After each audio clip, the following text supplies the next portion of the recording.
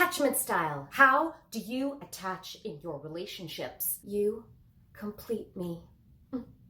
Potty, she talking naughty. Here to help your trouble, she don't judge nobody. Even if you're not at your top and it's a lie, she try to make you see a different train of thought. This is today's topic. Armormers, they do just the trick. I am the Pottymouth Guru and welcome back to my channel. I am your friendly East Coast therapist. And my mission is to help you learn how to unfuck yourselves one mental health / personal growth video at a time. So today, as promised from last week, we are going to be talking about attachment style. Last week, we covered some toxic traits that can be found in relationships, as well as some healthy ones. And I had mentioned attachment style. Our attachment style is determined in the earliest parts of our lives, and it determines how we show up in all of our relationships, particularly our romantic and intimate ones. But it can range from romantic to friendship, and it will show how we will raise our children if we choose to have them. Today, we're going to explore the different attachment styles to help you understand where you might fall on that spectrum. This will help you understand some of your behaviors in your relationships and give you a path and maybe some guidance to help you unlock and piece together some of the ways that you were affected by your childhood experiences. It's really easy to think and say, I'm fucked up and my relationships are so fucked up. I attract fucked up people, or my needs never get met because my parents were dicks, or you think my parents were swell and I had a really decent childhood. So why do I have all these relationship issues? So many whys. Figuring out our attachment style can help us answer some of these questions and know exactly what we need to heal and potentially point you in a direction that might help you heal some of those old wounds. So first, let us look at attachment theory.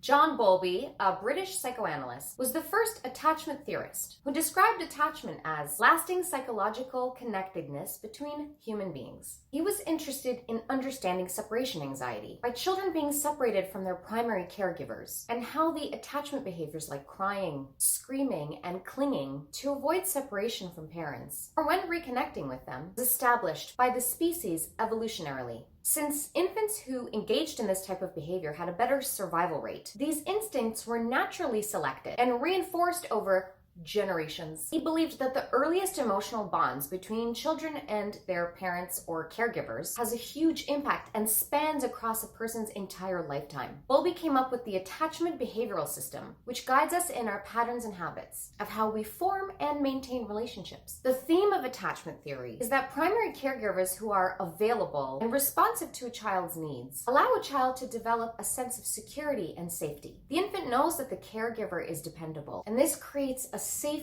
base point for the child to go out and explore the whole world. The research shows that Bowlby's theory showed that infants that were placed in an unfamiliar situation, separated from their parents, will generally react one of 3 ways when reunited with their parents. Number 1, secure attachment. These children or infants showed distress when they were separated from their parents, and when they sought out comfort, they were easily soothed when their parents returned. Number 2, anxious resistant attachment. These children experienced greater levels of distress when they were separated from their parents, and when united, they both sought out comfort as well as attempted to punish their parents for leaving. Number 3, avoidant attachment. These kids showed little to no distress when their parents left, and either ignored their parents or actively avoided their parents upon reuniting with them. Years later, researchers found that there's a 4th type of attachment, disorganized, disoriented attachment. And these children have absolutely no predictability of attachment behaviors. This research tells us that a child's attachment patterns of behaviors is reflective of the caregiving received in early childhood. Those who receive love and support from their caregivers are more likely to be secure, whereas those children who experience neglect and inconsistency are more likely to feel anxious with their relationship to their parents or early caregivers. The following video is an experiment conducted with children and their mothers, showing an example of secure attachment versus avoidant attachment to help you guys get a deeper understanding of what this looks like in early childhood.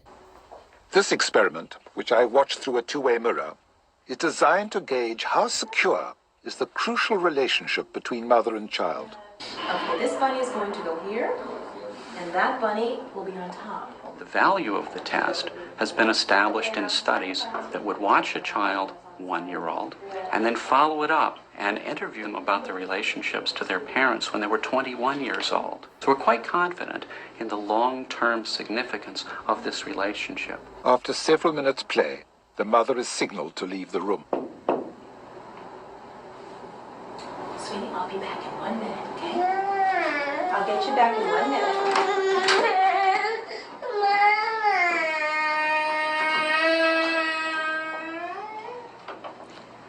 The key moment in the experiment is the child's reaction to her mother's return. Honey, hi. Hi. It's okay.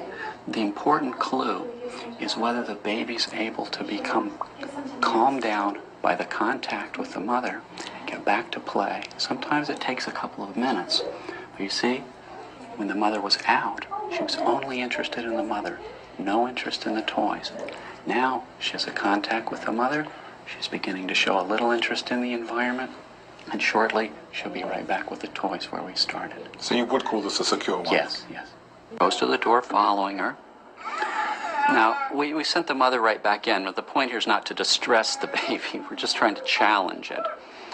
The baby puts her hands to her face in a sad expression, puts her face down. When she picks her up, she keeps her head down, her arms out, and then she sits in the chair holding the baby. The baby's still sullen. He's low-keyed. So you would call this insecure Yes, attachment? insecure. He's avoidant. He's not engaging her, and the reunion's not effective. And it's important to remember here that the thing that upset him was her absence. Her return should be the solution to his problem. Now this is another pattern that we see in babies who are not good at using their mother as a secure base at home. This baby is also insecure. But you'll see, we got a look at his play before the separation. The mother's left. And when she returns, she picks him up. He can't calm down.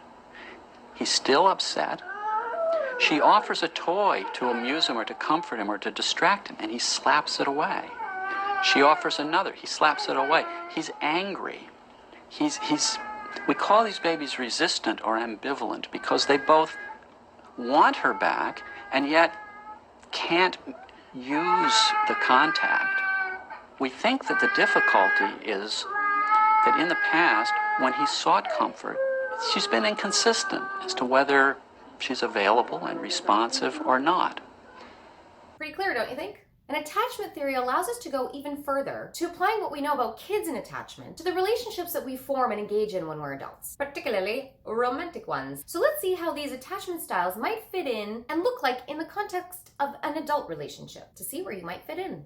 And for shits and giggles, we're going to use a famous TV show and its characters as examples of these attachment styles. I didn't think of this, but I so wish that I did. I read this in an article about attachment theory in quickanddirtytips.com. The show is How I Met Your Mother. And for those of you who know not what I speak of, it's a sweet and funny and sometimes moving sitcom about a bunch of flawed but really lovable New Yorkers trying to find love and keep it amidst life's adventures and changes. So first we have secure attachment. These people are more likely to feel satisfied in their relationships. They feel secure and connected to their partners without feeling the need to be attached at the hip. Their relationships will show high levels of honesty, support, independence, and deep emotional connections and intimacy. They openly express love and reach out for support when they need it, and offer that same support when their partner is distressed. The How I Met Your Mother characters that depict this style really well are Lily and Marshall. They are the epitome of cute, with nicknames and inside jokes that nobody fucking understands. They finish each other's sentences, and they have the same brand of weirdness. But these aren't the things that display this attachment style. Where they showcase this style is that their relationship wasn't fairies and butterflies all the time. They broke up a bunch of times, they had some pretty brutal fights, they dealt with family tragedies, had tons of worries, trials, and tribulations. And regardless of any of that, and despite all of it, they fundamentally trusted each other. They always showed tons of affection, unpacked their thoughts and their feelings no matter how challenging they might be, offered support when the other one was struggling, and gave space when it was needed. Sweet, huh?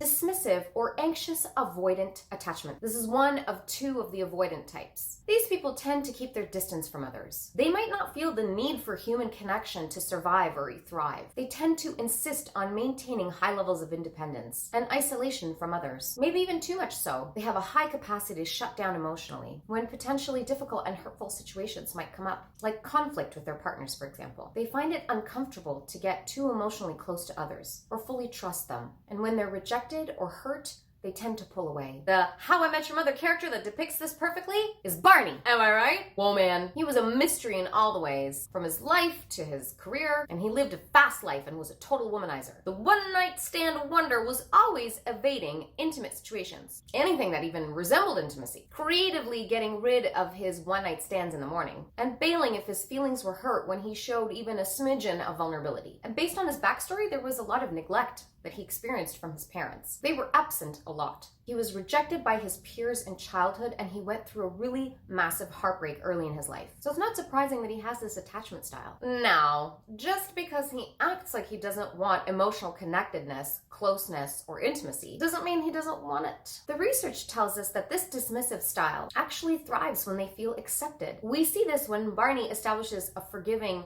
relationship with his father, and the willingness to commit to get married, even though it didn't last. We even witness real vulnerability with the birth of his child. Anxious preoccupied or anxious resistant style. These people form bonds with their partners that tend to be anxious, insecure, and may feel a desperation for love, for affection. They feel that their partners should Jerry Maguire them, completing them. You complete me. Codependent, enmeshment. They also tend to want/need their partners to fix all their problems. Their goal is safety and security in romantic relationships. And as a result, they may tend to behave in ways that push their partner away. Their behaviors can actually manifest exactly what they're most frightened of, in the form of clinginess, jealousy, being demanding. They crave emotional intimacy even when their partner isn't ready, or the situation doesn't call for it yet. They tend to be dependent on approval from others and reassurance from their partners. And if they don't get it, they doubt their self-worth. 3 guesses who the How I Met Your Mother character is that displays this. 3 guesses. Okay, 1, Ted. That's right, you guessed it. The main protagonist of this show. He's got loads of endearing qualities that makes him lovable to audiences. But the way that he dealt with and showed up in his relationships, cringy. Like, this guy drops the L-bomb within like days of meeting somebody new. He's always on this obsessive search for the one, even though he says he's not. We all know somebody like that. I used to be like that. He's needy, he's easily threatened. He's always chasing inside of his relationships. He also used to be me. He's like a fucking lost puppy for the entire 9 seasons of this show. Fearful avoidant or disorganized attachment. So this is the second type of the avoidant attachment. Here we have a manifestation of ambivalence rather than isolation. These types of people try to avoid their feelings and they get really easily overwhelmed by them. They might suffer from sudden or unpredictable mood shifts and fear getting hurt by their romantic partner. These guys are totally drawn to a potential partner and are super freaked out of getting close at the same time. This style makes it really hard to form and maintain close relationships, meaningful and healthy ones. They're essentially confused. They have a combo of dismissive and anxious styles. They fear trusting others, yet totally need their approval or validation. They often deny their feelings or are totally reluctant to express them, while at the same time they're jealous and tend to perceive greater threat from potential romantic rivals. Who is this in How I Met Your Mother? I shall tell you, Robin. She has a tumultuous time with motherfucking relationships, guy. Throughout the whole series. Dating all sorts of people who are like totally wrong for her, while at the same time rejecting the ones that would actually be good for her. At times, she goes way over the top to get approval from douchey or dismissive exes. And sometimes she's like freaking the fuck out at people's attempts at commitment. And sometimes she is marrying a dude completely incapable of commitment. All whilst having fucking feelings for someone else who does want that commitment. Bruh, what a fucking roller coaster. It's a tough one. So those are the attachment styles described via characters from How I Met Your Mother. Important note. These types of styles are a way to describe or understand someone's behavior rather than an exact description of somebody's personality. We will carry traits of some of the other styles. We just might fall predominantly more into one than the others. There you have it, all the things about attachment style. Now, I wanna motherfucking know, which one are you? Tell me in the comments below. Also, don't forget to subscribe, like, share if you like this content. And don't forget that little bell thingy to click on it so that you can get a notice every single time I come out with a video, which is every Friday. Thanks so much for joining on this journey of attachment styles. I will see you next week. Same bad time, same bad channel for more things that will help you learn how to unfuck yourselves and become architects of your own lives and your own minds. Always a pleasure doing business with you. Mwah.